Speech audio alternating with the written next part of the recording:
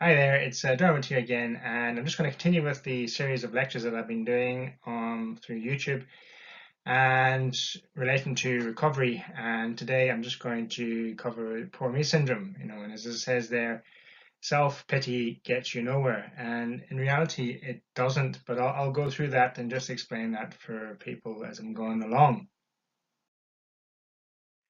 So poor me syndrome, just look at what is the poor me syndrome. Well, to introduce it, what are poor me's? How do I know if I have it? How does it affect the individual or me? And how does it affect us or you in society or socially? What can I do about it? What can you do about it? What if I don't want to or fear change or find change scary? Taking responsibility, becoming responsible for yourself, your thoughts, your feelings, your actions. And what would life be like without feeling sorry for yourself or without suffering from the poor me's? And then just summarize that up. So what are poor me's? Well, as it says there, it's a depressed state or condition linked to dependency or codependency. So it goes hand in hand, I suppose, when you're dealing with alcoholism or addiction. The person thinks and feels that they're the victim, so they come across as the victim role. Now, this is kind of normal in early recovery because most people do feel that they are a victim. They're a victim of circumstance, they're a victim of their lives, they're a victim of addiction. So being in that wounded bird or victim state, they feel that they can't take control or ownership or responsibility for themselves. It says they feel victim over their own lives because of external influences. So it's whatever's happening to them from outside is what makes them feel the way they do. A fear of change or taking responsibility to implement self-change. And change is scary, for everybody. You have to come out of your comfort zone, step out of your box. It's a courageous act to change anything. And, especially where you're at, if your self-esteem is very low, even small things take courage to change. Me sitting in front of you in this camera took courage to do that.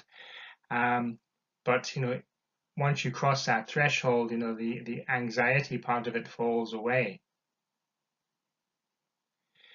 Blaming and resentfulness, again, that's going away from responsibility and that's pointing the finger. Remember, you point one finger and you got the other fingers pointing back at you. That's what blaming does. And to be resentful is just like drinking the poison yourself and expecting the other person to die. It just doesn't work. A sense of hopelessness, yeah, people can feel very hopeless. As you say, no light at the end of the tunnel or just a bleak outlook on life. So how do I know if I have it? Well, from what I explained, it should be pretty obvious, but we'll just go through it. If I'm in a constant state of self-pity, now we all feel sorry for ourselves at times. That's normal. We have moods, we have emotions, they go up and down. But if it's a constant thing, if you're constantly feeling sorry for yourself and not know why, if you're feeling lethargic, if I'm feeling lethargic, can have no motivation or just feel unmotivated or just kind of, flat, have no interest in anything. If I feel and play the victim role constantly, so yes, if you're always playing the victim, or poor me, it's not my fault, everybody else is out to get me, and on and on, and never take responsibility or ownership for your own actions, or I did it because of this or that, the other, or making excuses, then that's, a telltale sign. If I have little to no self-worth or self-esteem, and that goes hand in hand, if you had a higher self-esteem or self-worth, there's a less chance that you would feel sorry for yourself because you would take responsibility for yourself. So when you have a lower self-esteem, you feel, again, as I say, the victim. If I think and feel that the world owes me a living, and most people who play the victim do feel and think that the world owes them a living, it just goes hand in hand. They think that everything that's happened to them is because of circumstances outside of themselves. If I'm very needy and demanding of others, if I'm constantly seeking attention, wanting help all the time, when I get help, not taking on board the advice, putting it aside or throwing it away or not being grateful, etc. If I have extreme negative thinking, and again, that goes hand in hand. And if you're playing the victim, if your self-esteem is low, yes, of course, you're going to think negatively, especially if you feel negative. So it all goes hand in hand. It's a cycle. And to break that cycle, you have to start to change your pattern of thinking, to get through that feeling of negative. So how does it affect the individual person? Well, in recovery, as I say, poor me, poor me, poor me, another drink. So it is a major cause of relapse for people in recovery from addiction, because they feel so low, so sorry for themselves. They feel that, they deserve to have a drink because nothing could be worse at the moment. So I might as well be drinking. And anyway, because I'm feeling so down, I deserve it. I would feel spiritually dead, little to no positive emotions. Again, that spiritual, that emptiness inside, just no sense of feeling, I suppose, feeling of hope. Causes ingrained bitterness and resentment, as I said before, through ongoing criticism, criticizing everybody else, having no gratitude for whenever you do get help, or gratitude for anybody else or anything else. A bleak outlook on life in the now, so can't see anything happening in the now, can't see a future, so anxious because of the future, dwelling in the past, so becoming depressed, reminiscing over the past, nostalgia, etc. And then attention seeking, as I say, being needy, the need to be looked after, and that's the attention seeking behavior. So the comfort zone is fears change was being enabled. So in that sense, yes, as I said before, change is difficult. Change takes courage, but sometimes people need a bit of a push to change. They might not be able to implement it on their own. So if they're being enabled, if you're doing it for them, why would they change? What would be the incentive for them to change if they're going to get it done for them anyway? So, people who are in their comfort zone, who fear change, are most likely being enabled, and they don't have to.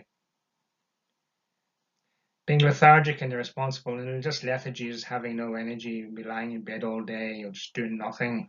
And that is an irresponsible act because you're not looking after yourself physically, mentally, emotionally.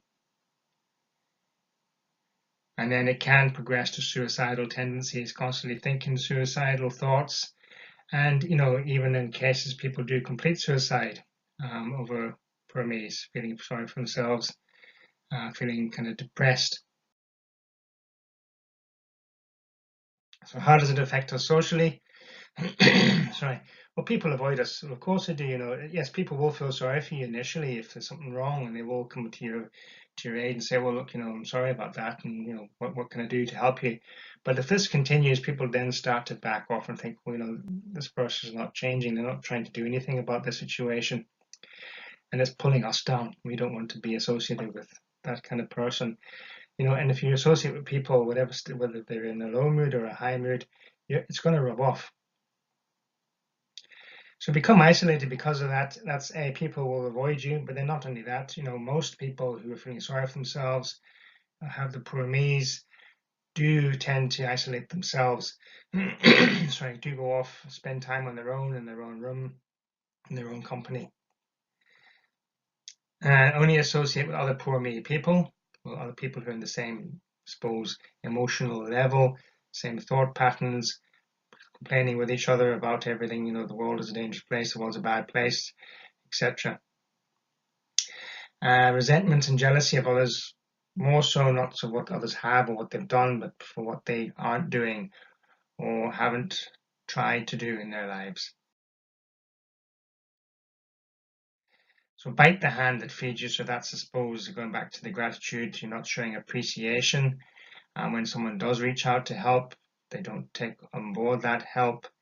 They take it for granted, can be quite spiteful, throw it back in the person's face. As I said, they're nasty and ungrateful whenever help is given. It's not good enough. And then the spiteful, as I said already. Sorry, frog in my throat. And then limited friends, of course, you'd have limited friends because you'd want to associate with a person who's constantly feeling sorry for themselves. It's just, it's a no-brainer.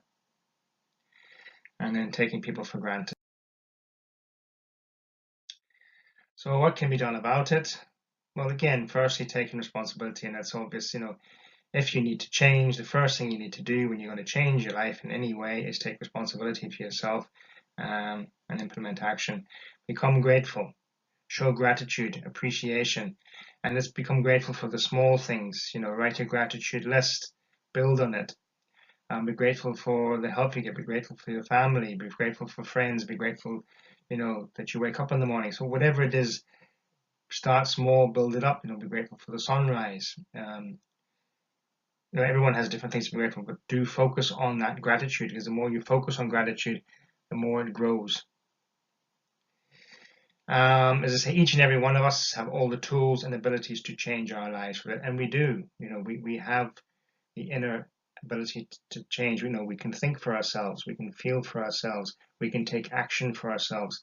We have control of our own behavior, so we can do a lot. It's not that we can't. There's a lot we can do to change our lives for the better. Life isn't always as bleak as you think it is, and when you're in a poor me state, or a kind of depressed state in that sense, you don't see any light, but it's not always. There's always some glimmer of hope, some glimmer of light, and just look for it. What makes you smile, what makes you happy. Put the TV on, watch the comedy channel, whatever it is that lifts your mood. Every day the sun will rise and the sun will set, and that's a given. We know that. How we think, what we do, how we feel in that time is totally up to us. So it's our day. So each day is our day to do with how we want to do it. So it's not about somebody else's day. You have to start your day for yourself, looking at what you need to do, how you want your day to be, and then go from there.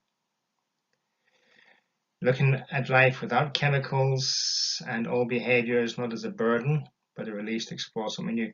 And a lot of people slip into the poor me's because they suddenly think, how am I going to live without my alcohol, without my drugs? How am I going to cope from day to day? How am I going to deal with boredom? How am I going to deal with change? How am I going to change my friends? How am I going to go to meetings? How am I going to do this? And a lot of how am I's come into the equation.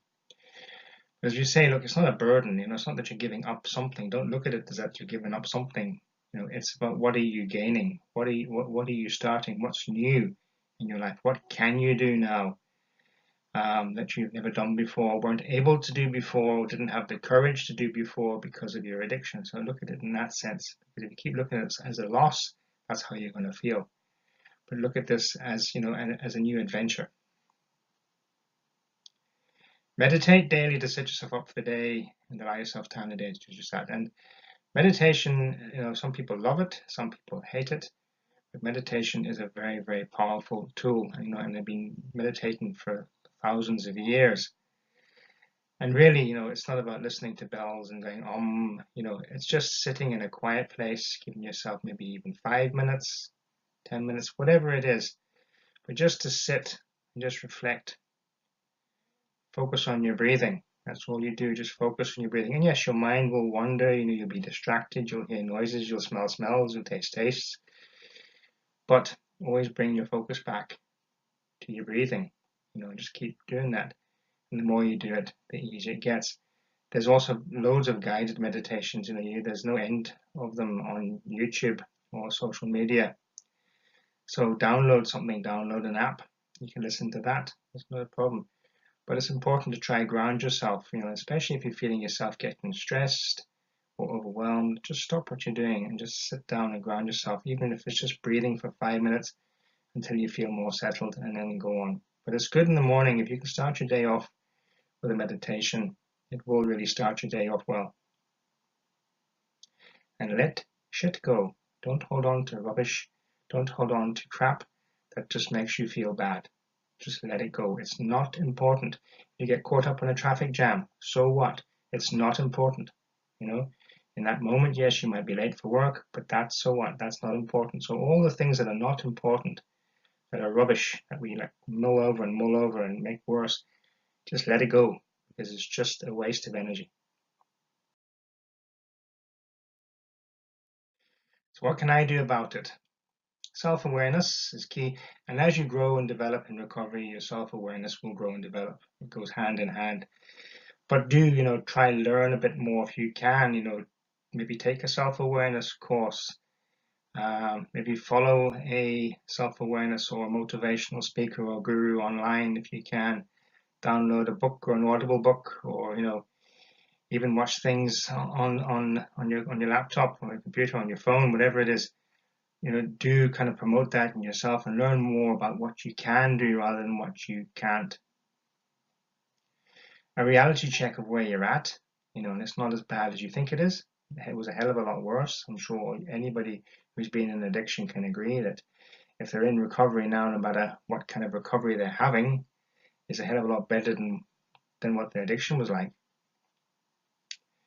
Looking at the bigger picture in life, and it's not just about what's going on today, look at the bigger picture. Tomorrow will be another day, and another day. If you have a goal or a dream or a passion or a desire in life that you want, focus on that. Visualize it if you can, or if you need to.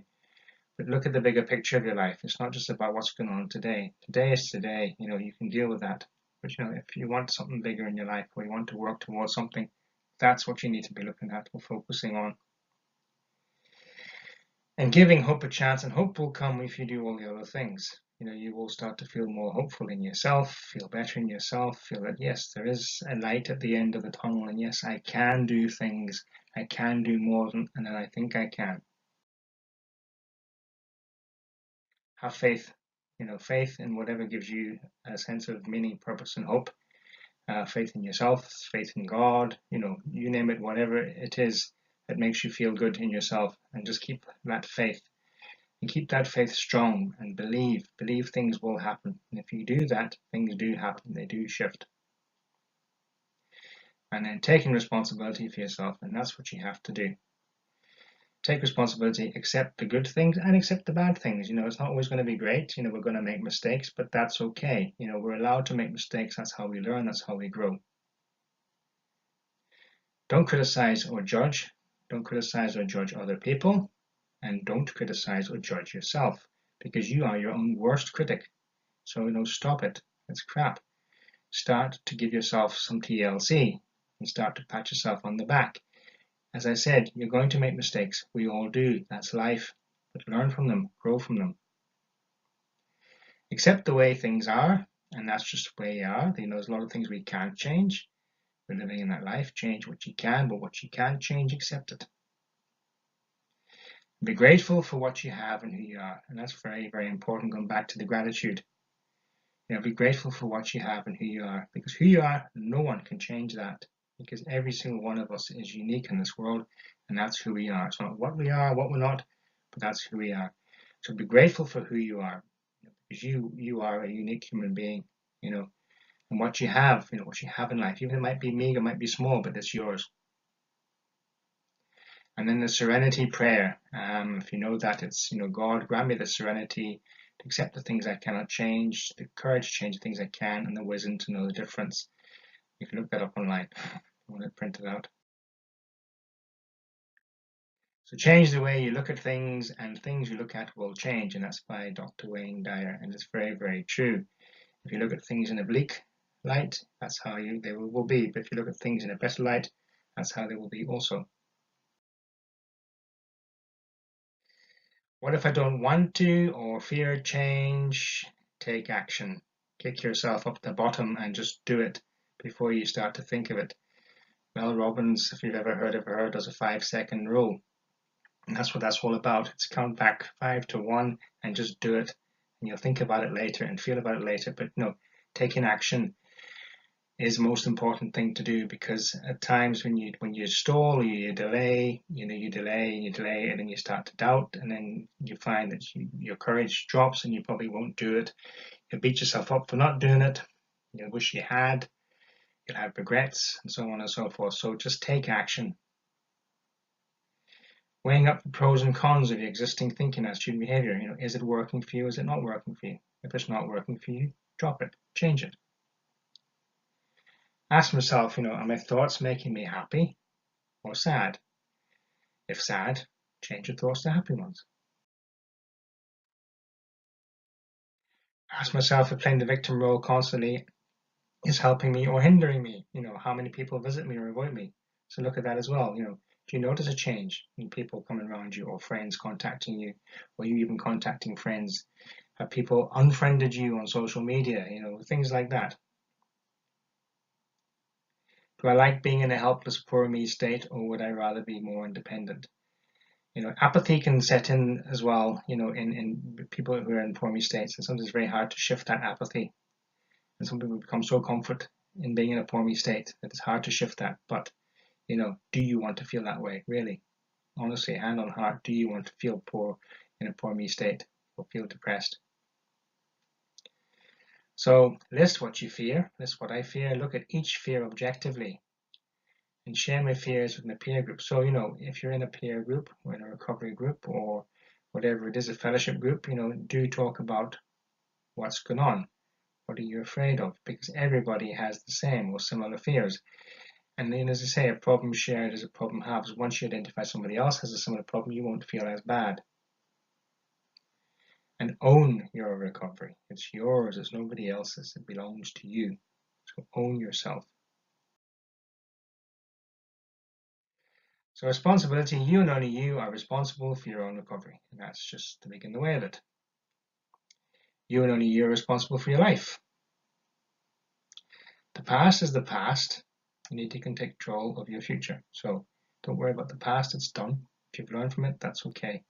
And even the future, don't be too overly anxious about the future because nobody can predict what's going to happen tomorrow anyway. If you don't know, no one else will. That's it. And when you start to own your own life, you cannot justify or blame others, as you'll have the tools to deal with everything that comes your way. And that's what it is. You can't blame others. You can't afford to blame. None of us can or justify our situation because we are so responsible for ourselves and what we do that we have to take responsibility for kind of everything that happens. So what would life be without the poor me's? As I say, life has its ups and downs again. So you're going to have moods. You're not going to be feeling free of the poor me's. It's how you deal with it that's important. How you deal with your poor me state or how you're feeling. And remember, moods do wax and wane. They do go up and down, and that's just being human. Especially in early recovery, you might find your mood swing quite a lot. That's normal. Don't panic about that. So if your mood is low, it will eventually peak again. So just you have to just sit with it. Yes, it can be uncomfortable, but just sit with it. So, you have to accept your emotions, both happy and sad, because we have emotions for a reason. They're like a barometer. They're telling us what's going on within us. So if your mood's very low or your emotions are very low, that's a sign to say, well, look, something's not working, change, do something different. So the power of choice returns to us, and we didn't have that power of choice in active addiction because we were led by the nose by our addiction. So we have that power and that control to change things in our lives. We live in the now, right, in the moment, not dwell in the past or let nostalgia haunt us constantly. Never have to believe in if only and carry all these regrets because you can't undo them. Be more confident, more responsible, and more courageous. Be more grateful, appreciative, and independent. So just to sum up, so we looked at what are poor me's, how they affect us and others, what we can do about them, being responsible or becoming responsible, how life could be if we were free from the poor me's. And that's just that. Okay, so thanks very much for watching, and I'm sure I'll have another one on down the line. So just remember, with the poor me state, we're not talking about depression here or clinical depression. This is just the feeling of poor me's and the state of being poor me's. So, some people could say it is the same as feeling depressed, but not clinical depression. Okay, well, enjoy your day. Have a good day and take care. All right.